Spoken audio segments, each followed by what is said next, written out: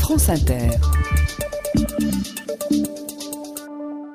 Dans quelques minutes, Dominique Strauss-Kahn va pénétrer dans ce studio. C'est la première fois qu'il revient en France depuis son aventure avec une jeune Hongroise à lunettes, Piroska Nagy, responsable de la photocopieuse au FMI. Dominique nous fait l'honneur de choisir France Inter pour cette première interview. Je crois que le titre même de l'émission, le 7-10, l'excite énormément. Évidemment, des mesures exceptionnelles de sécurité ont été prises au sein de la rédaction. Pardon, sein est un mot que je n'ai pas le droit de prononcer aujourd'hui pour ne pas réveiller la bête. Ces mesures sont les suivantes. Je vous lis le tract de Sud Radio France. Alors, suite à la venue de M. Strauss-Kahn et afin d'assurer la sécurité du personnel, les membres féminins du 7-10 doivent porter des tenues longues, sobres et totalement anti-sexe. Sont à proscrire cuir, talons aiguilles et dessous chic.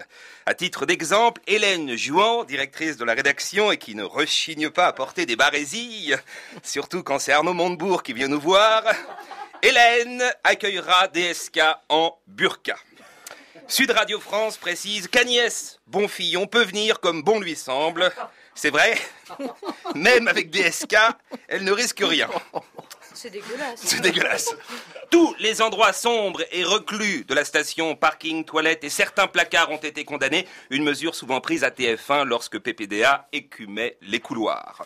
Autre mesure exceptionnelle, vous l'avez remarqué, le choix d'Éric Delvaux pour animer le 7-10, un mâle dominant capable d'effrayer DSK, demeurant et son physique de boy scout pubère ayant été jugé trop fragile. 5 seuils d'alerte sont prévus lors de cette matinale, le dernier étant l'évacuation pure et simple du personnel féminin d'Inter vers d'autres étages. France Bleu et France Culture sont prêts à les accueillir. Alors on va faire un effet de sirène. Voilà, à ce signal, je vous demande de vous diriger toutes, sans exception, vers les ascenseurs.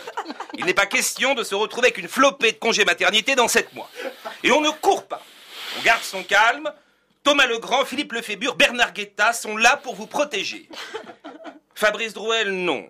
Non. Vu son passif avec les filles, il est capable de prêter main forte à DSK. L'association se rebelle, la voix la plus écoutée de France, avec l'organe le plus connu du FMI.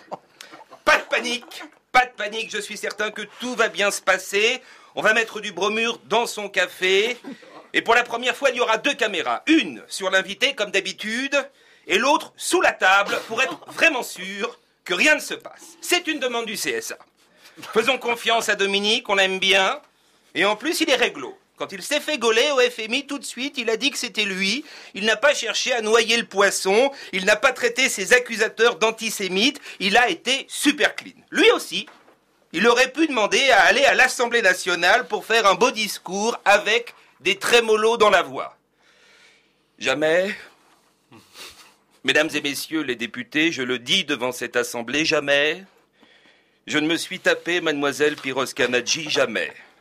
Ni dans les couloirs du FMI, ni dans les toilettes, ni, évidemment, dans mon bureau. Oui, elle avait un poste dans mon secrétariat au FMI, oui.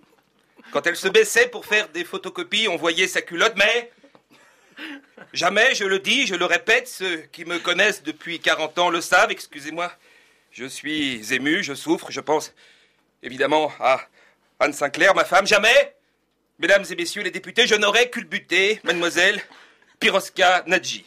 Bon, je vous laisse, dernier essai de sirène, voilà, on reste concentré, prêt à évacuer s'il le faut, à demain.